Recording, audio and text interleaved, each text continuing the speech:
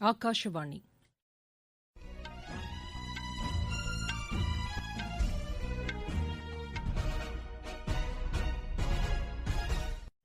செய்திகள் வாசிப்பவர் சூர்யா ராஜகோபாலன். தலைப்புச் செய்திகள். சர்வதேச முதலீட்டாளர்கள் மாநாடு பிரதமர் திரு நரேந்திர மோடி தலைமையில் காணொலி காட்சி வாயிலாக இன்று நடைபெறுகிறது. மேற்குவங்கத்தின் வளர்ச்சிக்கு அரசியல் மாற்றம் அவசியமாகிறது என்று மத்திய உள்துறை அமைச்சர் திரு அமித் ஷா கூறியுள்ளார். பீகார் சட்டப்பேரவைக்கு மூன்றாவது கட்டமாக தேர்தல் நடைபெறவுள்ள 78 தொகுதிகளில் பிரச்சாரம் இன்று மாலையுடன் நிறைவடைகிறது. தமிழகத்தில் 4 மாவட்டத்திற்குட்பட்ட ஒரு சில பகுதிகளில் மிக கனமழைக்கு வாய்ப்புள்ளதாக வானிலை ஆய்வு மையம் கூறியுள்ளது. IPL கிரிக்கெட் போட்டியில் பிளே ஆஃப் சுற்று ஆட்டங்கள் இன்று தொடங்குகின்றன. இனி விரிவான செய்திகள். சர்வதேச முதலீட்டாளர்கள் மாநாடு பிரதமர் திரு நரேந்திர மோடி தலைமையில் காணொலி காட்சி வாயிலாக இன்று நடைபெறுகிறது. மாலை 6 மணி அளவில் நடைபெறவுள்ள இந்த மாநாட்டில் மத்திய அரசு மேற்கொண்ட சீர்திருத்த நடவடிக்கைகள் குறித்து எடுத்துரைக்க உள்ளதாக பிரதமர் தெரிவித்துள்ளார். நம் நாட்டில் முதலீடு செய்வதற்கான வாய்ப்புகள் குறித்தும் விரிவாக விளக்க உள்ளதாக திரு நரேந்திர மோடி கூறியுள்ளார். மத்திய உள்துறை அமைச்சர் திரு அமித் ஷா பல்வேறு நிகழ்ச்சிகளில் கலந்து கொள்வதற்காக மேற்குவங்கம் சென்றுள்ளார். அம்மாநிலத்தில் இன்றும் நாளையும் நடைபெறவுள்ள பல்வேறு நிகழ்ச்சிகளில் அவர் பங்கேற்கிறார். பங்குராவில் நடைபெற்ற நிகழ்ச்சியில் கலந்து கொண்டு பேசிய அவர் மேற்கு வங்கத்தில் பிஜேபி அறுதி பெரும்பான்மையுடன் ஆட்சியை கைப்பற்றும் என்று நம்பிக்கை தெரிவித்தார். ஏழை மக்களின் நலனுக்காக மத்திய அரசு அறிவித்த 80க்கும் மேற்பட்ட திட்டங்கள் மேற்குவங்க மாநிலத்தில் உரியவர்களுக்கு சென்றடையவில்லை என்றும் அவர் குற்றம் சாட்டினார். மேற்குவங்கத்தின் வளர்ச்சிக்கு அரசியல் மாற்றம் அவசியமாகிறது என்றும் திரு அமித் ஷா கூறினார். கோவிட்-19க்கான தடுப்பு மருந்து கண்டுபிடிக்கப்படும் வரை அரசின் நெறிமுறைகளை முழுமையாக பின்பற்றுவதன் மூலமே இந்த நோய் தொற்று பரவலை கட்டுப்படுத்த முடியும் என்று மத்திய சுகாதாரத்துறை அமைச்சர் டாக்டர் ஹர்ஷ்வர்தன் கூறியுள்ளார்.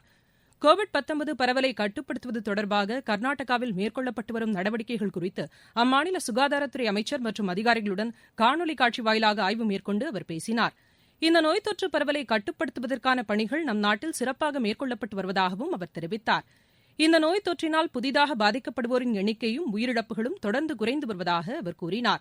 இந்த நோய் தொற்றிலிருந்து குணமடைவோரின் எண்ணிக்கை 92% கூடுதலாக உள்ளது என்று அவர் குறிப்பிட்டார். நாடு முழுவதும் 2000க்கும் மேற்பட்ட ஆய்வகங்களில் இந்த நோய் தொற்றுக்கான பரிசோதனை மேற்கொள்ளப்பட்டு வருவதாகவும் அமைச்சர் தெரிவித்தார்.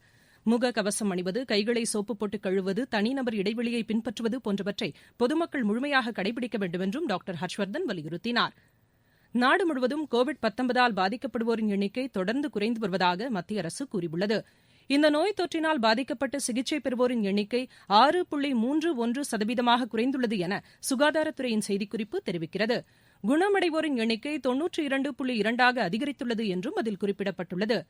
இதற்கிடையே கோவிட்-19 பரவலை கட்டுப்படுத்துவதற்காக கிருமி நாசினி சுரங்கங்களை அமைப்பதற்கு மத்திய அரசு தடை விதிக்க வேண்டும் என்று உச்சநீதிமன்றம் உத்தரவிட்டுள்ளது.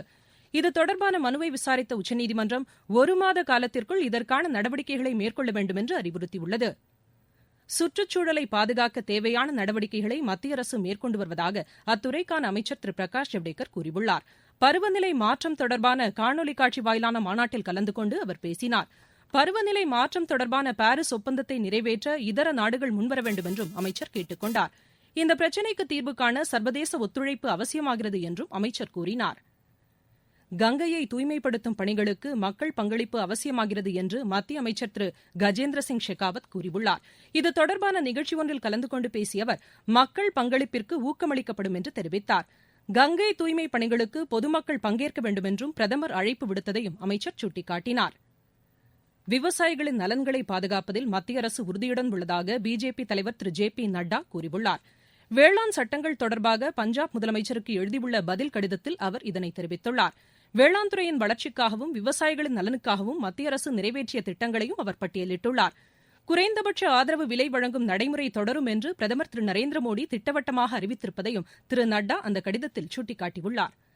நீங்கள் கேட்டுக் கொண்டிருப்பது ஆகாஷவாணியின் செய்தி அறிக்கை.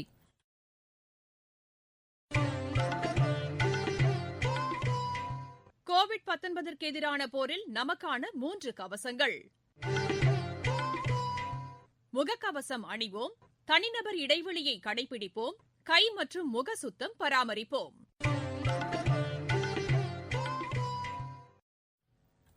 அமெரிக்க அதிபர் தேர்தலில் பதிவான வாக்குகள் எண்ணும் பணி தொடர்ந்து நடைபெற்று வருகிறது. இதில் ஜனநாயக கட்சி வேட்பாளர் ஜோ பைடன் முன்னிலை பெற்றுள்ளார். 50.4% வாக்குகளை அவர் பெற்றுள்ளார். அமெரிக்க அதிபரும் குடியரசுக் கட்சி வேட்பாளருமான திரு டொனால்டு டிரம்ப் 48% வாக்குகளை பெற்றுள்ளார். பீகார் சட்டப்பேரவைக்கு 3வது மற்றும் இறுதிக்கட்டமாக நாளை மறுநாள் வாக்குப்பதிவு நடைபெறவுள்ள 78 தொகுதிகளில் பிரச்சாரம் இன்று மாலையுடன் நிறைவடைகிறது.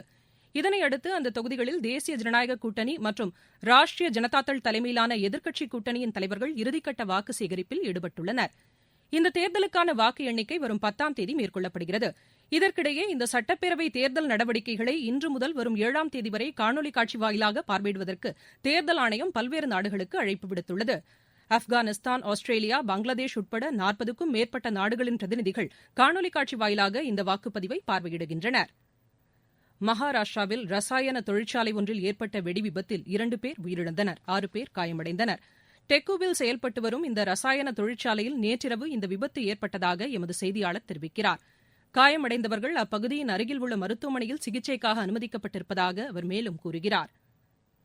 தமிழகத்தில் பிஜேபி சார்பில் நடத்த திட்டமிடப்பட்டிருந்த வேல் யாத்திரைக்கு அனுமதி மற்றும் தடை விதிக்கக்கோரி தாக்கல் செய்யப்பட்ட வழக்குகளை சென்னை உயர்நீதிமன்றம் எந்த உத்தரவும் பிறப்பிக்காமல் முடித்து வைத்துள்ளது. இம்மனுக்களை விசாரணை செய்த தலைமை நீதிபதி திரு ஏ பி சாஹி, நீதிபதி திரு செந்தில்குமார் ராமமூர்த்தி அமர்வு இன்று இதற்கான உத்தரவை பிறப்பித்தது.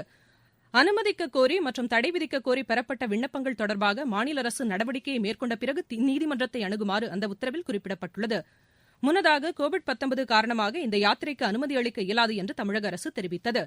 திருத்தணி முதல் திருச்செந்தூர் வரை வரும் 6ஆம் தேதி தொடங்கி டிசம்பர் மாதம் 6ஆம் தேதி வரை இந்த யாத்திரையை நடத்த பிஜேபி திட்டமிட்டிருந்தது. தமிழகத்தில் தடை செய்யப்பட்ட குட்கா மற்றும் புகையிலை பொருட்கள் வைத்திருந்த 4 பேரை காவல்துறையினர் கைது செய்துள்ளனர்.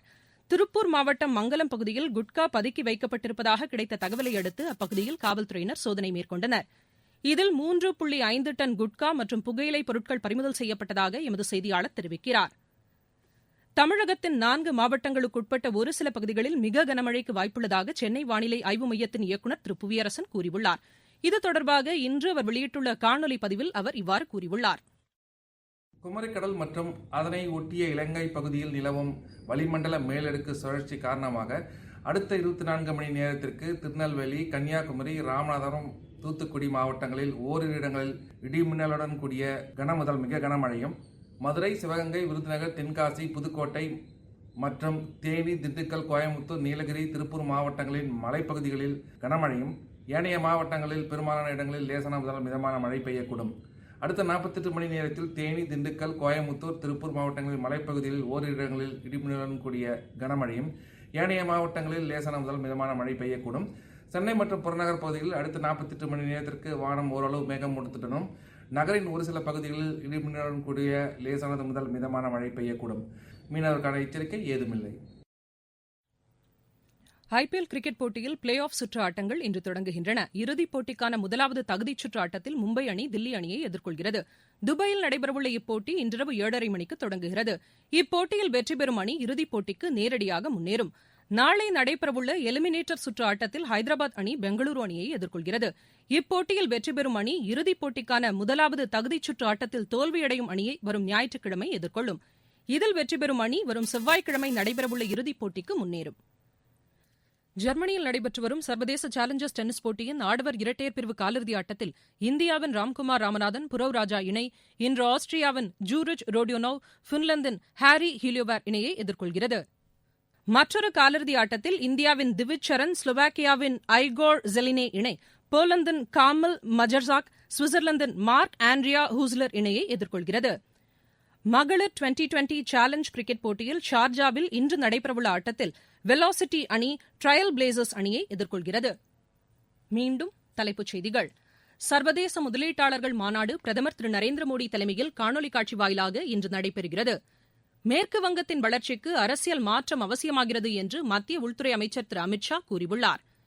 பீகார் சட்டப்பேரவைக்கு 3வது கட்டமாக தேர்தல் நடைபெறவுள்ள 78 தொகுதிகளில் பிரச்சாரம் இன்று மாலையுடன் நிறைவடைகிறது.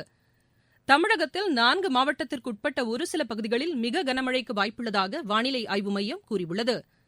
ஐபிஎல் கிரிக்கெட் போட்டியில் பிளே ஆஃப் சுற்று ஆட்டங்கள் இன்று தொடங்குகின்றன. இத்துடன் இந்த செய்தியறிக்கை நிறைவு பெற்றது. எமது செய்திகளை உடனுக்குடன் AR_News_Chennai என்ற ட்விட்டர் பக்கத்திலும், செய்தி தொகுப்புகளை all India radio news Chennai என்ற யூடியூப் சேனலிலும் அறிந்து கொள்ளலாம்.